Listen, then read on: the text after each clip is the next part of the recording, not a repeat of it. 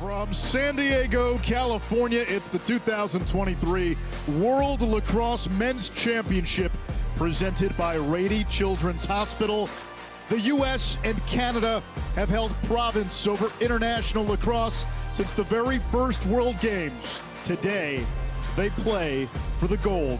And when you think about big games, the guy you want in between the pipes is Dillon Ward of Canada. This is a guy who took home the MVP honors when Canada beat the U.S. back in 2014 in Denver. He's 32 years old and he can fill up the net. He's tall, plays on a high arc, and he has got ice in his veins. This guy loves this moment. His opening night win against Canada. Rob Pennell, who in this tournament became Team USA's all-time leading scorer in international play. He fires Jeff Teat, 51 in red. Now it's Byrne who gets it back. Fakes the pass to Teat. Over to Teat. Smith from the outside fires, save Riorden. Ball in the air. And Hossack, Canada's top defender, 4 in red. Rambo's a load, trying to get to that left hand. Gives it up top, shot, save Dillon Ward. Now the outlet. And Courier, so good off the ground. Flag down, that's going to be twice now. Courier has drawn a penalty on Ryan Conrad. Jeff Teat feeding the crease, shot from up close by Lee, saved by Blaze Riorden. And Canada with its second man-up opportunity. Josh Byrne for the Canadian talent. Good passing, comes to Pennell. Over to Rambo. Rambo shot turned away by Ward and picked up off. Rambo's got the matchup. He's right behind the goal. McCardle did not have an angle, and Dillon Ward vetoes the shot. There's that high crease once again. You see when the U.S. attacks from behind the cage and goes up past goal line extended, Dillon Ward has 2, 3, even 4 steps outside of the goal line. And what that does is shrinks the windows for the shooter, Anish. And the way that you counter that is a cross crease type pass. Take an extra step and shoot around him or feed the backside. Feeding the backside is where he's vulnerable because he can't get to that opposite pipe. Plays for the Colorado Mammoth. Teat, one of the best in the world against JT Giles Harris. Teat shot saved by Riorden using the body. Question mark. Schreiber. An incredibly gifted passing midi. Now it's O'Neill down the alley. His shot, kick save. On the rebound, there's Sowers. We've seen 1 or 2 rebound goals per game. Crash the boards. Brendan O'Neill goes to the rack. Dillon Ward with a kick save and a butte. He's the answer to that physical dodging presence. Canada using the pick game. Teat had a short stick. Feeds his man coming around. Riorden snatches it out of the air. And the U.S. will set up its clear. U.S. defense doing a great job of. Riorden was the PLL MVP 2 seasons ago. He's a 3-time goalie of the year in the PLL. An All-American at Albany, and we've seen some offensive chops, not just in a viral collegiate highlight, but also he plays offense in the indoor game. Stick skills, his hands are so soft. When Scott Maher recruited him to Albany, he went out to watch a high school game. Blaze was playing on extra man, and then he'd run off and hop back in goal.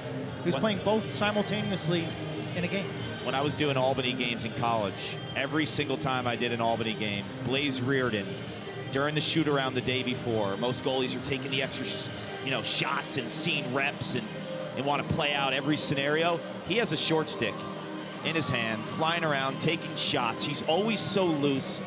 He is an amazing lacrosse player. When you think what he's able to do, playing in 2 pro leagues, one as an offensive player, one as a goalie, and arguably at the top echelon in the world at both. You know, I tweeted something out a couple years ago. I said, is this guy the best lacrosse player in the world? When you think of lacrosse player in its entirety, is he the best? Fair question. Quinn, you've commented many times about his unorthodox style in goal. What makes it unique? Well, he goes against the grain of what is being taught. Kind of we used to teach playing goalie to use your stick like the hands of a clock. His movements with the stick head are much more like a butterfly goalie in hockey. He's not going to try to make a long move with his stick head. Instead, he'll use his off glove as a blocker. So, Paul, you've seen it. He's here, and it's this. It's down to the left with his butt hand. So he's got some movements that aren't conventional, that he's kind of invented by himself. I also think he baits shooters better than any goalie in the game right now. Matt Rambo defended by the short stick, Latrell Harris. Rambo hits the deck. Hasek came over to help. Feed to Sowers. Ward made the save, didn't know where it went. And it comes back to Ward. Here comes Canada with Courier. Ignacio had it and then has it taken away. Here's Rowlett thundering inside the box. Dumps it to the wing. Pinnell's shot denied by Dillon Ward. And here comes McCardle. Over to Rambo. Now O'Neill, who's got 3. 6 goals against Canada in this tournament. Shoots, save Ward, and the U.S. will go man up. Schreiber was particularly not great. 23%. Canada's almost 50%. You see Brennan O'Neill here on this last shot in the high arc. Yeah, you see him crouch. Yep. You take your eyes off the goal on any kind of roll move. Boom, boom, he steps out at you. Picked up by Courier. Pinnell spins to the middle. Merrill comes over to help. Bounce shot, Schreiber. Ward the save. They speak the same language. Now they're on the same line. And they do a podcast together.